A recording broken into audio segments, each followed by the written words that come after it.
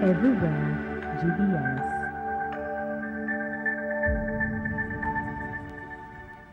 The following program has been rated GE by the Kenya Film Classification Board. It is therefore suitable for general family viewing.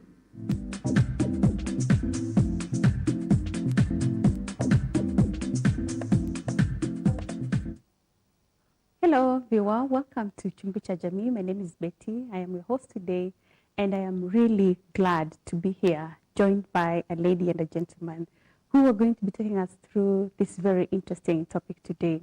In our world and in our society, there is the belief that the male is such a dominant gender, is such a special person, and if you do not have a son, you somehow feel not woman enough, not man enough. But today, when you look at what is happening in our society, we are wondering whether the boy child is still very important, whether he is still the male that we desired as we were growing up. I want to listen from the gentleman and the lady, just as you are also very much interested to get it today. But first, I would like to give them a chance to introduce themselves. I will start with the lady. Oh, thank you so much, Betty. My name is Jane Mugo, a teacher. Besides teaching, I'm a life coach and a mentor, especially for the boy child. Okay. Yeah. Good to have you, Jen. Thank you. And the gentleman? My name is Kenneth Dua. I'm a social entrepreneur. I'm a father of 3 teenage boys. I'm a member of a group called SESOC. This is a group of entrepreneurs in Kenya who have come together to promote their social enterprises. At STAMP, we do a lot of work around innovations, renewable energy, water energy, and health.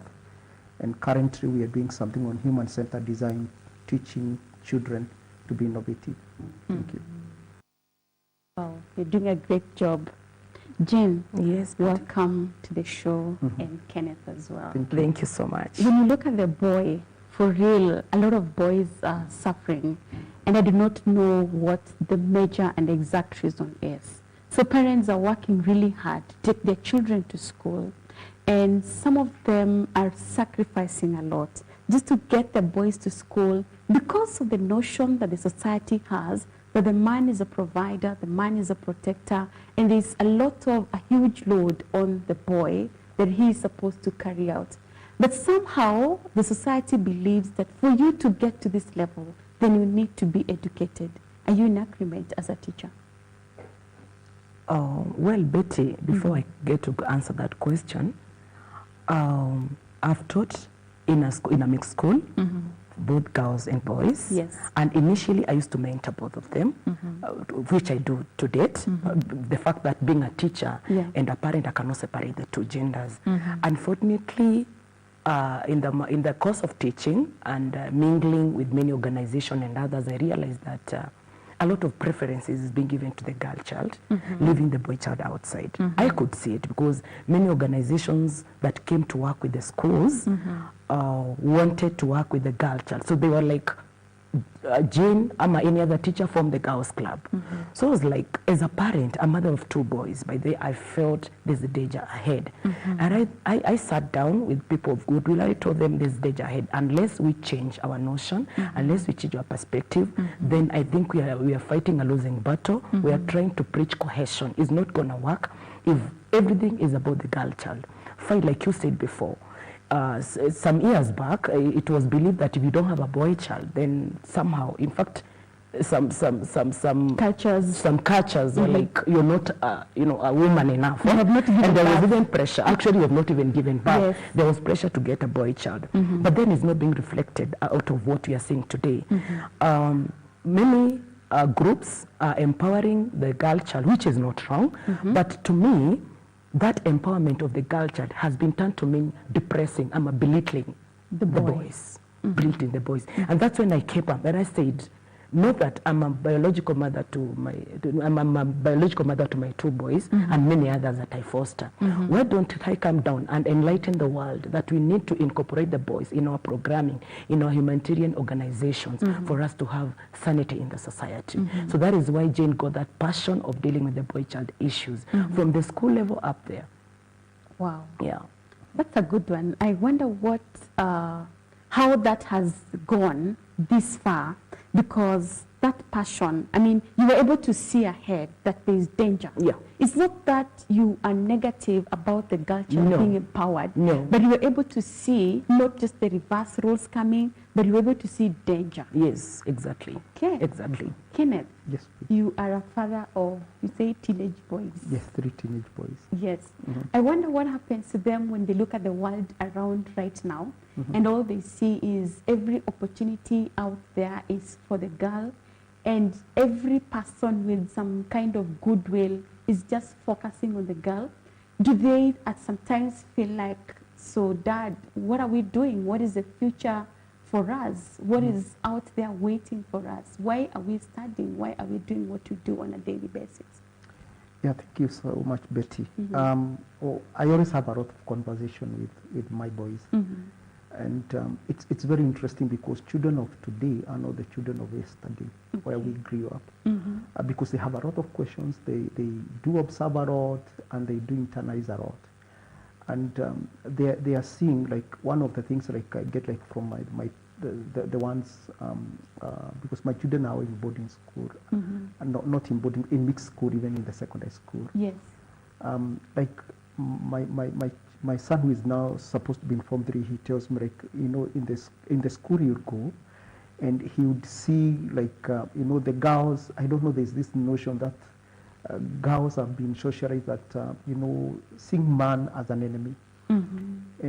And the reason why I told him and I took him to a boarding school with girls, I needed him to learn that they are human beings, like just like the boys. Oh, really? Yes, because they've been that. I've worked a lot in the women and the girl child sector before I said, no, we need to balance also with the boys, because, you know, there's this demonizing of the boy child. You know, everything about the boy child, you know, he'll make you pregnant, he'll do what, you know, but there's also a lot of positivity In the boy child. in the boy child that we need to nurture up. So my children have got a lot of questions, and particularly when they are teenagers. They are watching the TV, they are going to the internet, and they are searching. And remember, these at the stage, they are also trying to understand who are they. They don't have maybe the girl they see in the house is the mother. Yes, for your boys now. For my boys. That is the only female figure that they see. The female figure they see. And when they go outside there, what they hear is that you guys are bad. You make us pregnant. But boys don't do this, boys do that. And you see, and I think it has really differentiated the boy child very much, very much, even in the opportunities, like maybe when they're in school, when they're in the teenage, maybe the late teenage, you know, and you go looking for opportunities, but someone wants to give the girl child more opportunity more than the boys, forgetting that the world has changed. It's no longer the world of the 80s and the 90s. I know for sure that the world has changed, Jen, and right now a woman can buy her own car, she can buy her own house, she can, like, survive. I don't know if that is the right way, without a man. Without a man. But the man's roles in the society that have been set have somehow not changed. People still have the same expectations, that even though a woman is working, if she lives with the man's roles still stand. He should still provide, he should still protect, you know, he should still be the one who leads this family, in spite and despite of his financial condition. Now, you are in the education sector. How is it? Because girls are also really competing with the boys. True. And there's a lot of encouragement towards the girl. You have to do this, you can beat the boys, you can become the engineer, you can become the pilot, and all these opportunities there. So when the boys are going to school, do you find them trying to also compete and keep their place, or they have actually given up and education is no longer an interest? A very good question, Betty. Before I get to that, let me first of all refer to the topic of the day, education and opportunities. Before I forget, there is this phrase that says that what a girl can do, what a boy can do, a girl can do better. That statement alone has brought a lot of conflict. That's because for me, asked, I would say what a boy can do, a girl can do too. Instead of better, we put it too. Because the moment we say it's better, now we're bringing that conflict now. You see? And then the society and the feminists. You know, the feminists are very, very active and aggressive. And it's like it's war. It's no longer kind of trying to empower girls to compete with these boys in the engineering arena and other male-dominated Careers. fields. So they have brought kind of a conflict, like kind of a fight. And you find that, Betty, if at all you're talking of these opportunities that are there, that they be given to women, we make men, as they are, like you've said, we must start it from the ground, Betty. It is not being felt. And that is why you are fighting whatever is happening today. A lot of crimes of passion, conflict in the family, people married today, tomorrow there, and nobody wants to investigate. We are cutting the tree, you know, from the branches, other than from the roots.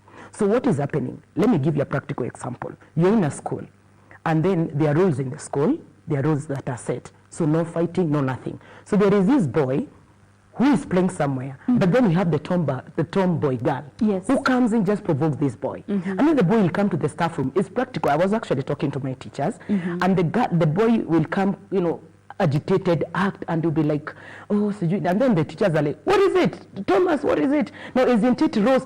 You mean you can fight with a girl? You can. They didn't even give a chance to listen to this boy, what he has to say. But the boy just refrained himself from fighting back. Not that he cannot fight this girl, but there is this notion in the empowerment of the girl child is too much. So you have made them feel they are men, yet it is not being practical, even in reality. So what happens? The boy will keep it. Of course, he'll go back to class. You know, he'll be punished. The society doesn't want to listen to him. The school is demonizing him. So what happens? He piles it. After some years, he'll meet with the Rose somewhere. He'll meet with Maggie somewhere. And maybe by God's grace, the two marry. It doesn't have to be that scenario, even in other scenarios. So what happens? The frustrations keep on piling.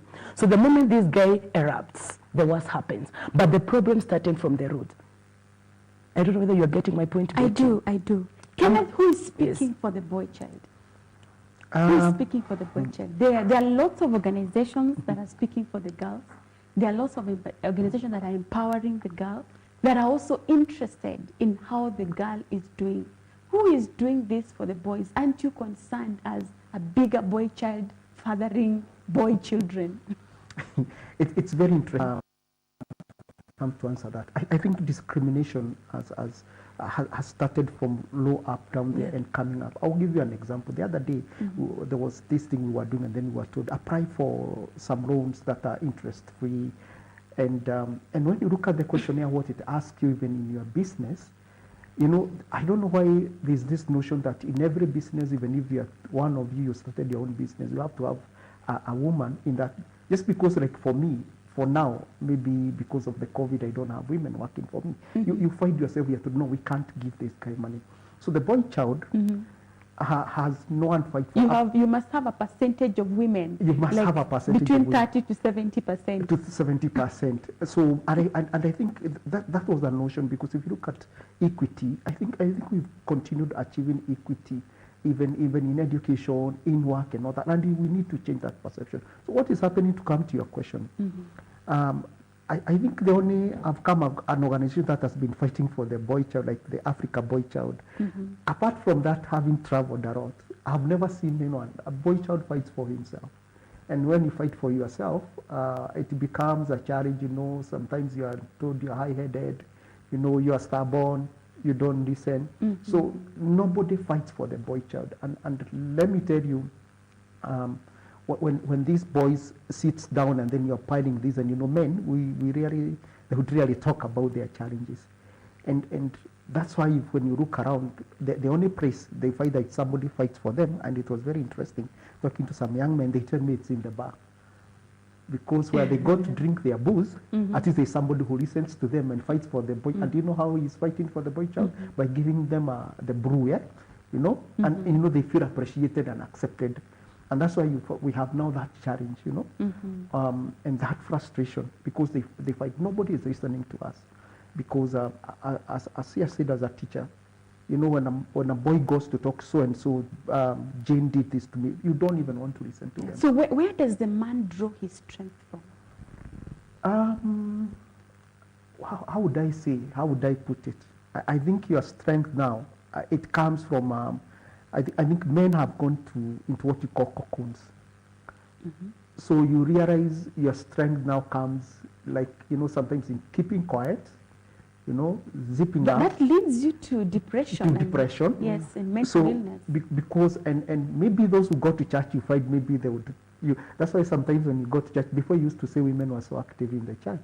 Nowadays you find a lot of men, because maybe it is where someone can go and maybe and listen to them in the men fellowship or whatever, because they have nowhere to turn to. They have nowhere to turn to, and where they go looking for strength, it's in the wrong places. In the wrong places. In the wrong places. So basically, Yes. there is no place where I would say men can draw their strength. Because strength is not something that makes you fail. No. Strength makes you stand up and stand out. Yes. Rose, Jen, when we get back to education, Yeah. is education so important for the boy child? As a teacher, what would you say? I think it is important because education gives information, and information is power. I think as it stands now, because now we have bodies very aggressive to empower the boy child also, I think it will be meaningful. Previously, it wasn't, maybe to some boys, it never meant anything to them, because according to them, it's like everybody's talking about the girl child empowerment. Very many the complaint organizations. that the boy child has right now is that, what is the point of going to school?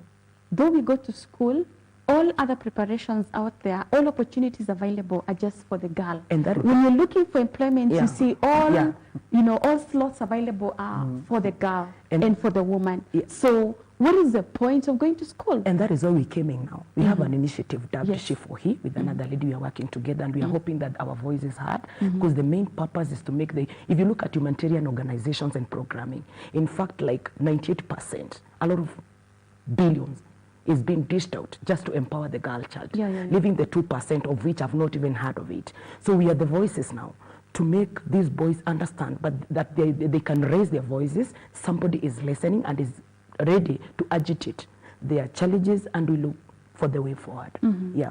Talking about education again. Right now, just in this month alone, in the last month, people open in January, and that January, they have burnt, 11 or 12 schools. What is the problem? What is happening? Like I say now, and we're busy judging. The society is very judgmental. These boys should be jailed. These boys. Can I give you a practical example? Yes, they allowed a boy. This boy was to be lynched. He was to be killed. Reason being, he was lured into a militia gang, a very innocent boy. And these guys, these radicalizers, know their targets. Very innocent boy who are not ready to say no.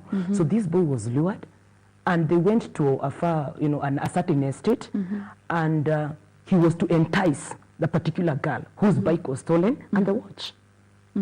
Then, unfortunately, the others ran away, leaving the boy. He was trying because he didn't know what was happening. They actually starting to recruit him, introducing him to the cannabis sativa.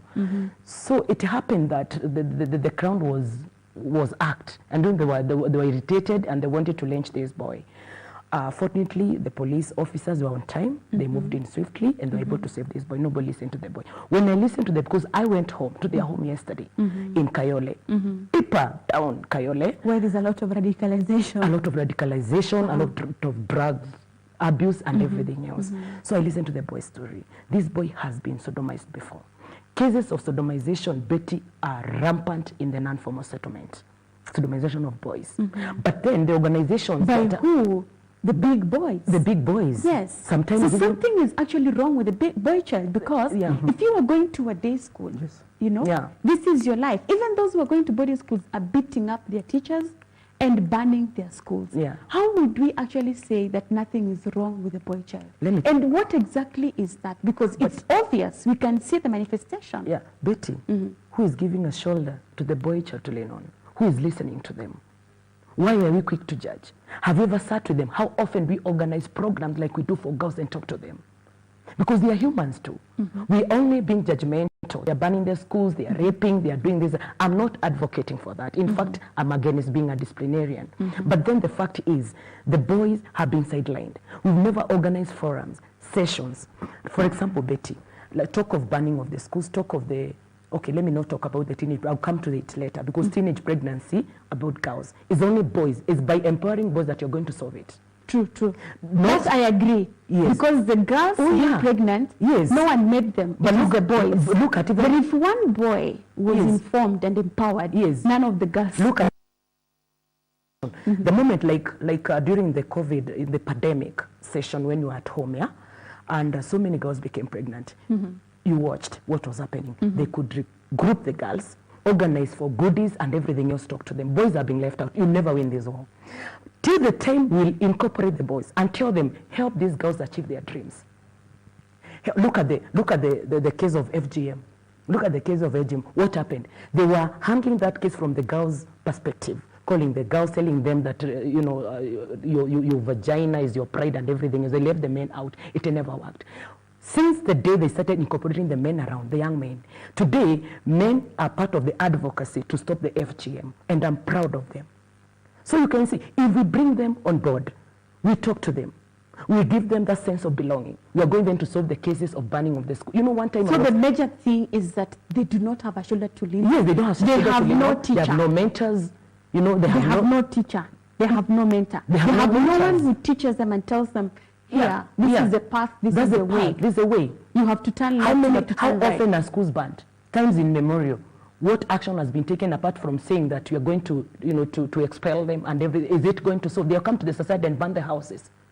So that is not the solution. The solution is to, organize for rigor. And I'm happy for the CS. If you listen to the CS gender, Madam Kobia, Margaret Kobia, she said it very clearly, that we have neglected the boys. And I'm happy. It is so timely. It's true. It has come timely in Hadi. And I'm proud of her. In fact, I'm praying one day that I get to meet her out of the programs that I'm doing. Until that time, we bring them on board. We talk to, because talking helps. Counseling helps.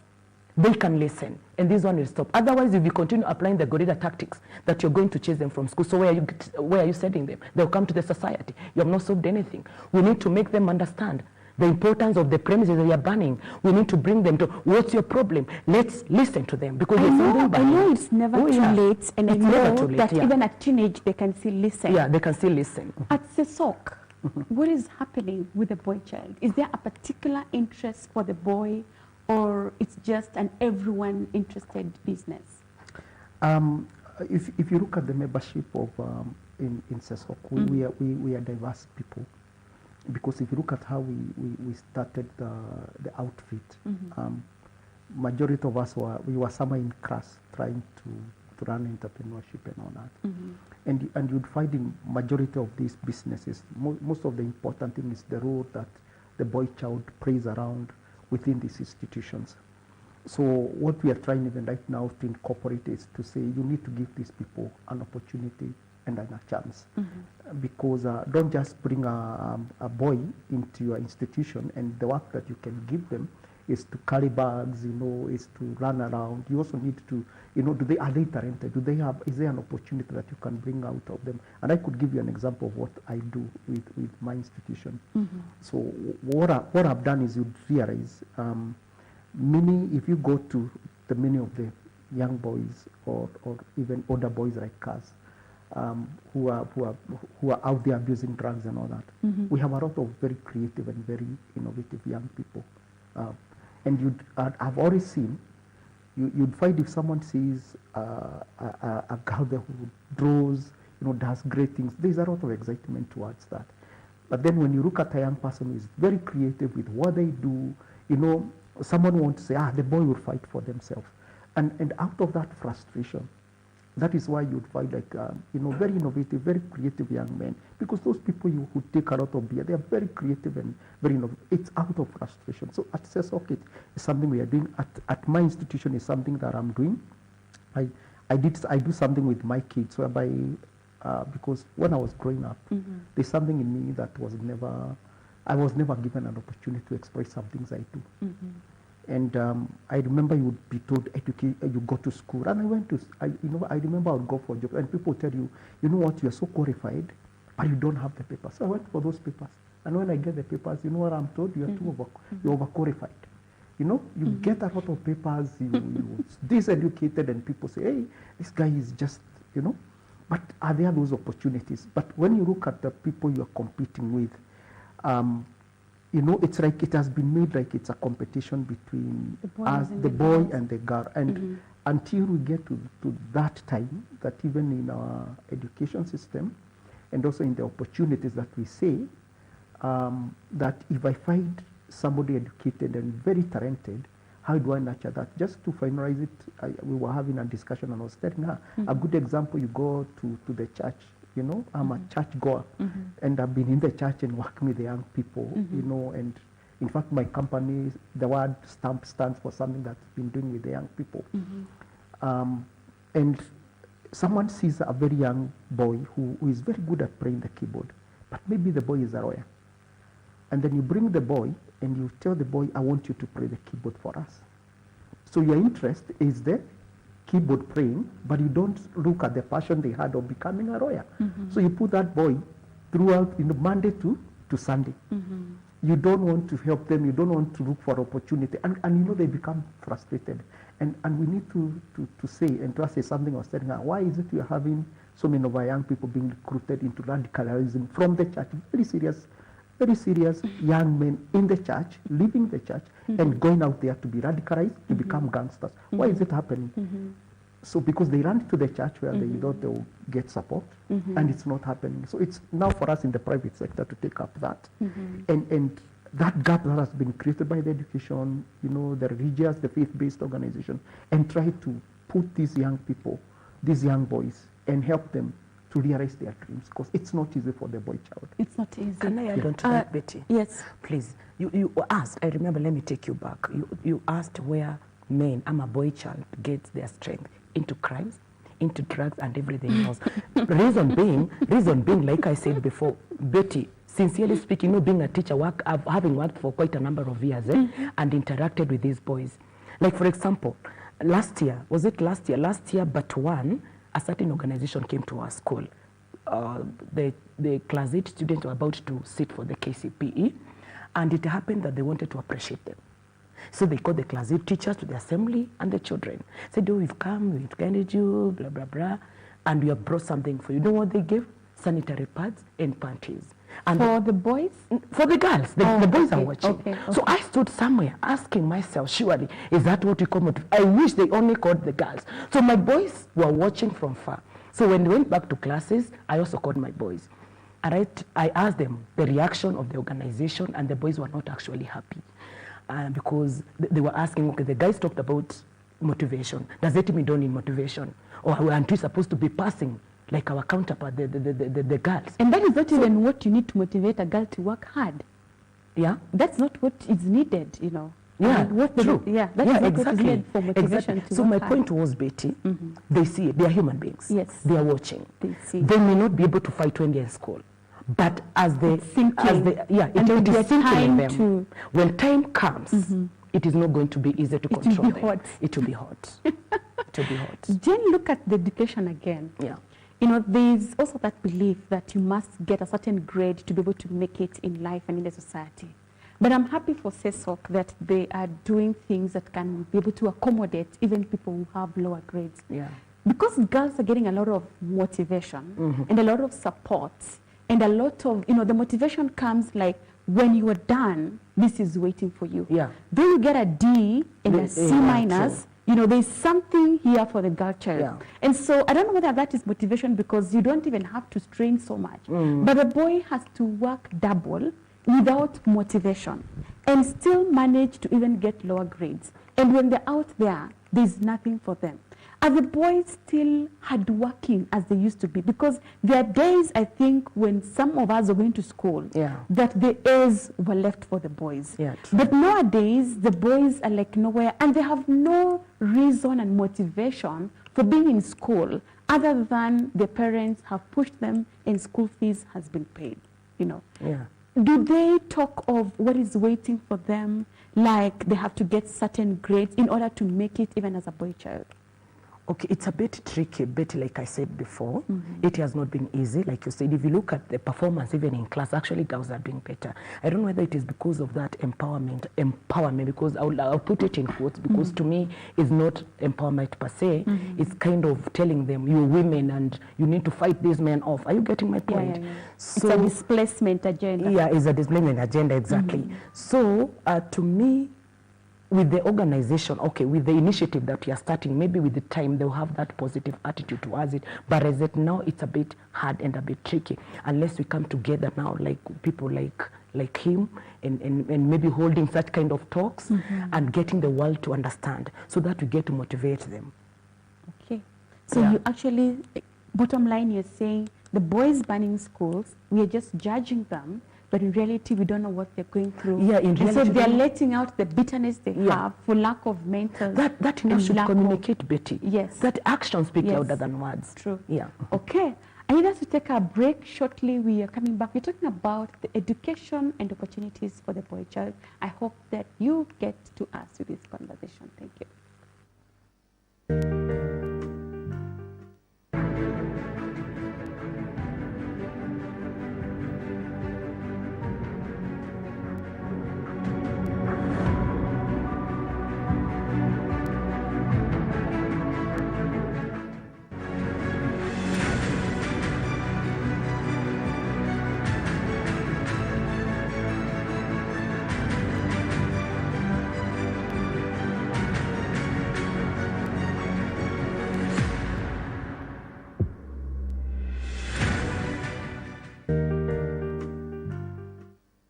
Hello, I'm Dr. Ruben West. I'm Dr. Charles Mukuka From the United States of America. I come from Ethiopia. from Zambia. I love Kenya very much. I love the Kenyan people. Love is not by confession.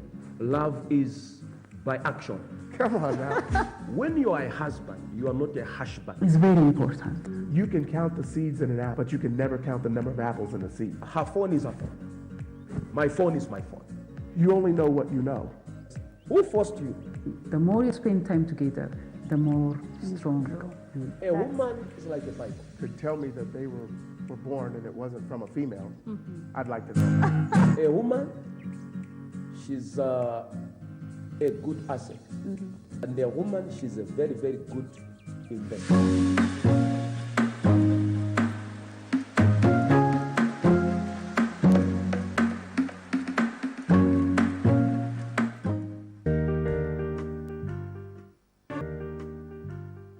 People to preach the clear gospel of Jesus Christ. They were designed to teach the truths of the Bible and to build an unwavering faith in God. However, as time has passed, theological institutions found themselves placing the thoughts of man above the Word of God. It's time to look past rigid and theory-centric theological curricula and return to a true study of the Bible that will instill faith in our hearts and strengthen our spirits. Good News Theology School offers practical, flexible, and affordable systematic study of the Word through insightful lectures, engaging student-led projects, and heart-to-heart fellowship with classmates and professors alike. Good News Theology School is where future servants of the gospel learn how to preach the light of Jesus Christ to those who are stuck in sin and despair. Register today and become a missionary of Christ, no matter where you are.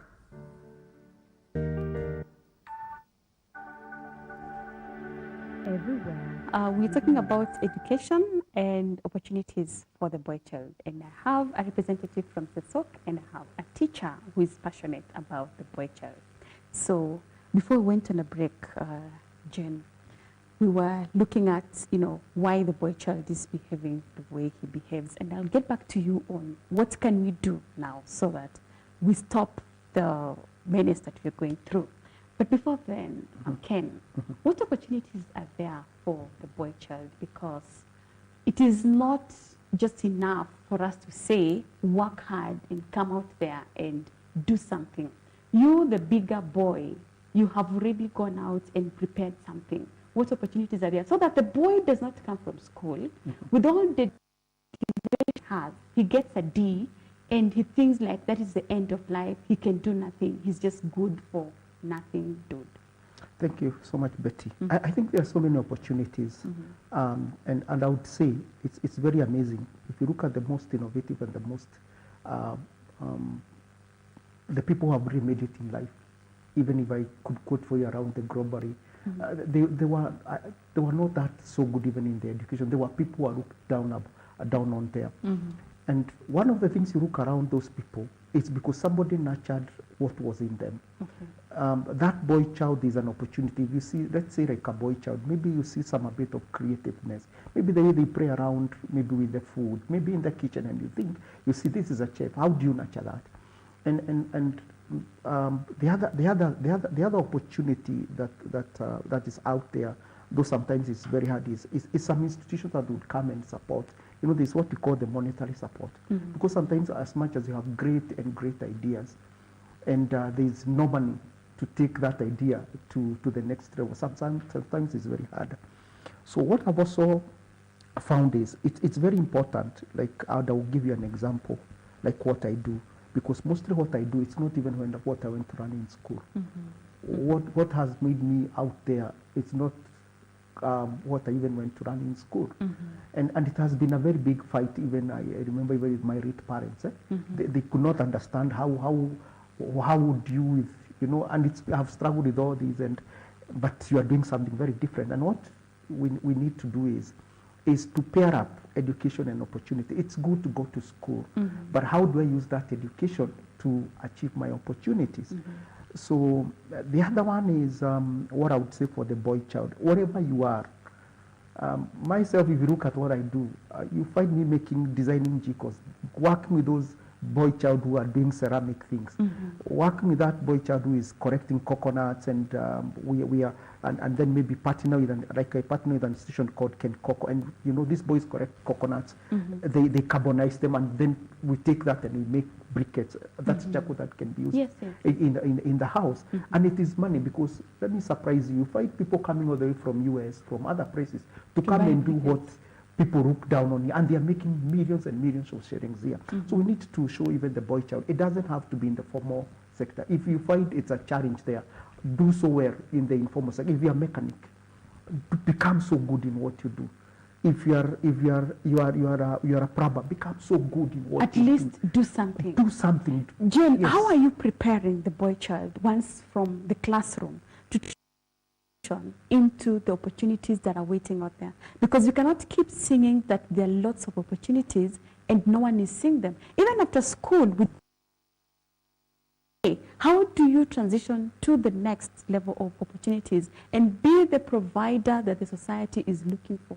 Thank you so much, Betty, for that question. First, I would like to thank the government for the new curriculum. It's so much into nurturing of their talent at expense of academics compared to the 844. So that one is a plus. And because it is going to expose so many into the world of, you know, manipulation works at expense of the rationale, reasoning. So, in fact, I do encourage them. If you look at the performance in class, we have the time takers, most of them being boys. Of course, we have the girls there. So I encourage them a lot. I tell them it's not about the white-collar jobs. Because sometimes when you're bringing that conflict, I'll go back to the feminists and they tell them, this pilot, now even you girls can take the piloting, you can be the engineers and all that. So boys tend to retreat. So what I do as an advocate of the boy child, I encourage them that, in fact, this welding, the vocational, pays a lot. So I'm really encourage them when they get out there. I'm also working closely with politicians to try and at least engage my boys positively through sporting, because sporting pays. So you find that some even participate in the football, in the basketball, and in the rugby clubs, and it pays, like even when they're in school, when they hold a tournament, just for motivation. So I'm really encouraged that besides talking to them about the life skills, exposing them to the life skill programming, I'm also encouraging them to embrace the vocational trainings. Yeah.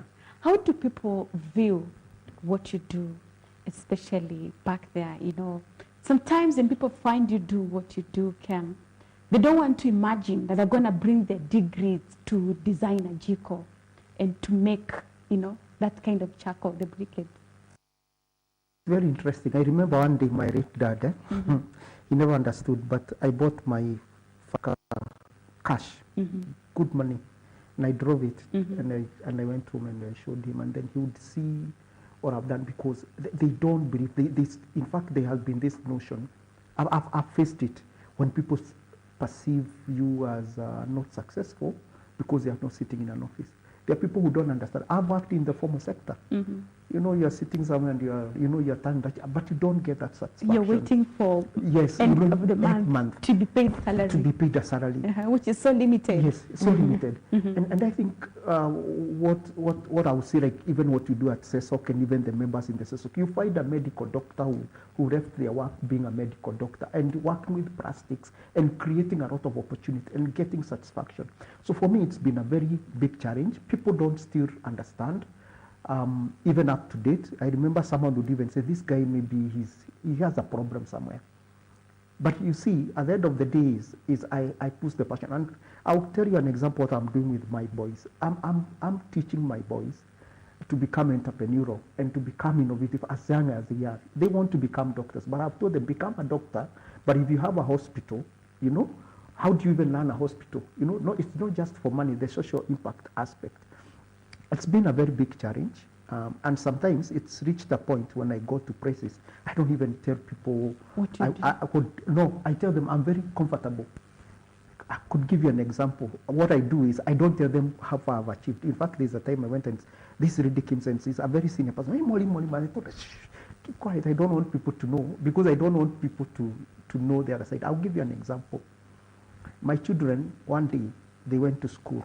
You know, the way the notion of what we were talking about, the teaching. And the teacher here is telling them, you know, guys, you need to be educated so that you become doctors, you become engineers. Musikue watu wa makaa.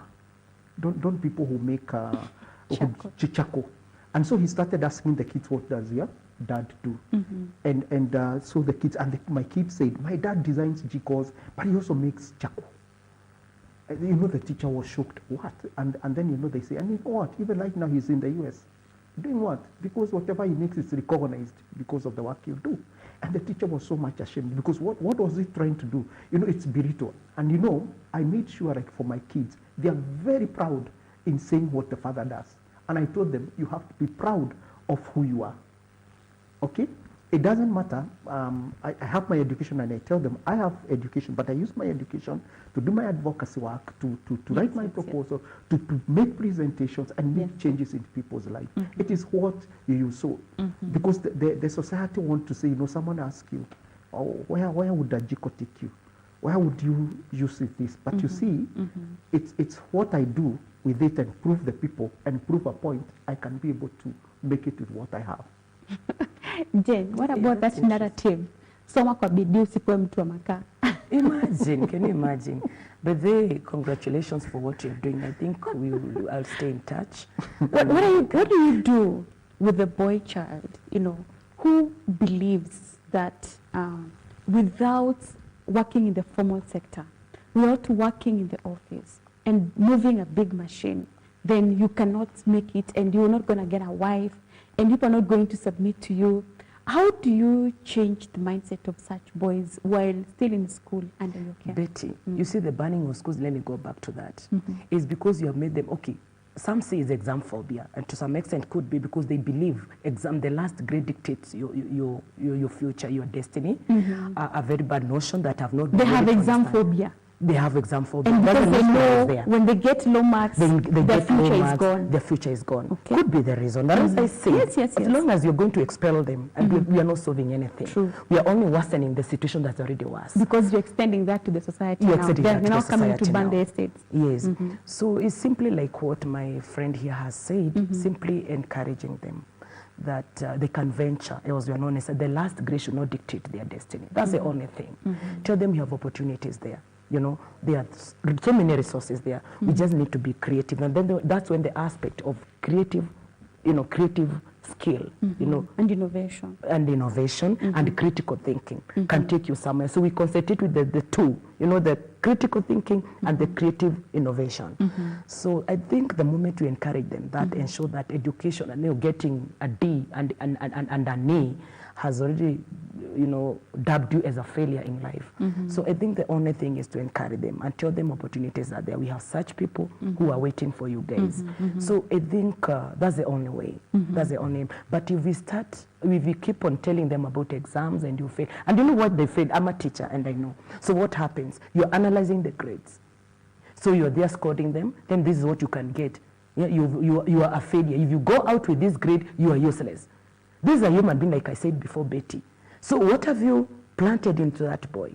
What has internalized from what you have said? Yes. Yeah.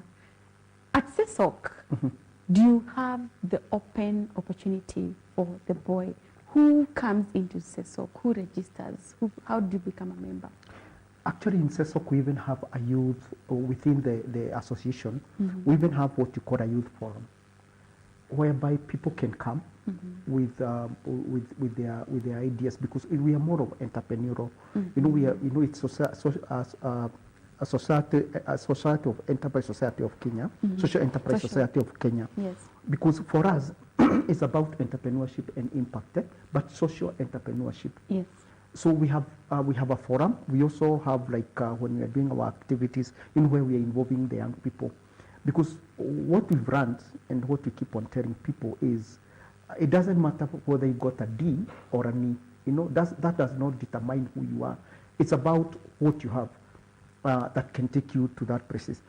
I'll give an example with myself. I'll tell you this. When I did my cases, I didn't qualify to go to the university. And all my friends went. I don't know why I missed. So I was back there in the village doing my creative work, and people would look down on me. But later, you know, I realized as a boy child, I have an ambition and I have something I want to achieve. So I'm going to use my creativity, do my work. But as I do my work, I'm still going to further my education, because education is also very important, because it helps me make a presentation. It exposes you, you know. Sure. You know, even when you summer. So when I went back to school, you know, you still as an adult. And it is something even in CESOC where we tell these young people who would come there, we tell them, you know what, it doesn't matter whether you got an E. So we have a lot of trainings. Right now, like, we have a mentorship program through the French Embassy. It's called ALSOC, where you have people like Ashoka. Ashoka is nobody, you know, you don't just get to people like Ashoka for impact in Hauri. But, you know, through CESOC now, we're giving these young people an opportunity to undergo through a mentorship. Yes. A mentorship where you are trained what are financials. A mentorship where you are trained how do you become innovative. A mentorship. And then, you know, within the institution is, like now this afternoon, I'm meeting a young person. You know, he's been calling me. And today we are having some copy, a young boy who is at the university, who has got these brilliant and big ideas. So they come in, and, you know, when they talk to us, we see who can talk to them, because sometimes they have very big ideas. You know, the boy child has been made to be sure you don't take water with a small glass, you take it with a jug. So we bring them in and we talk to them and we bring them to reality and help them grow step by step. Yeah, it's true the boy child has a lot of innovations in him. See, the one who did the M-Pesa, the one who did the hand wash, the machine that you just tap on with your foot. Yeah. I mean, all those were boys. I mean, and all these things are just with us. Yeah, they just miss that person to mentor them. Yes. I read the story of Mark Tyson, and I saw it was the same thing. Until he met a mentor, he was just wasting his life, though he was boxing so well. But it was not taking him anywhere, and it wasn't taking him anywhere until he met with his mentor. So I am really glad that I met you guys who are passionate about that boy child and who has seen something in the boy and wants to bring it out, you know, to the manifestation of the world, where everybody can actually see it and also appreciate it. So at this point, I would like to hear maybe your parting shots. Jenny, what would you say? Thank you so much, Betty. First, I would request that we be holding such kind of debate until it reaches somewhere. Secondly, let there not be like somehow interest. If it's about empowerment, let's say concern gender, them about? Is it about belittling the other gender? Is it about demeaning the other gender? If they're told there's going to be sanity in the society, in the world, we have to make the girls respect the boys and the boys respect the girls. That's when there will be cohesion. Otherwise, if we get to look at the humanitarian organization, we need to talk to you plan, as you program, incorporate also the boy child, the activists of the boy, the advocates of the boy child. Let's move together. If we have to achieve this wall on in teenage pregnancy, banning of schools, drug abuse, and other form of crimes, let's give boys a shoulder to lean. Let's listen to them, listen to their plight, think of the way forward. We reason together. Wow. Thank you. Kenneth. I'll tell the boy child this. The opportunities are out there. Don't give up even when the society wants to classify you and put you down and show you that you cannot make it. You know, every day is a trial. Keep on trying, keep on trying. Get the right people who can work with you, you know. Look at outside there, look at maybe people have made it. Maybe it could be someone running a business. Look at the people who believe in you. And once you get a person who believes in you, and you also have to believe in yourself, you can make it. Come to SESOC, join us at SESOC. And then we are at Tangaza University, so if you come and ask for SESOC, you can get our program manager there. We have so many opportunities to nurture the boy child. Thank you. Wow. I hope you got it. There is an opportunity for you, and there is a school for you as well. I truly hope that the banning of schools is not going to carry on after we have listened to this conversation. Thank you so much, ladies and gentlemen. This has been a good discussion. And thank you, viewer, for being part of this. My name is Betty. I've been your host. See you next time.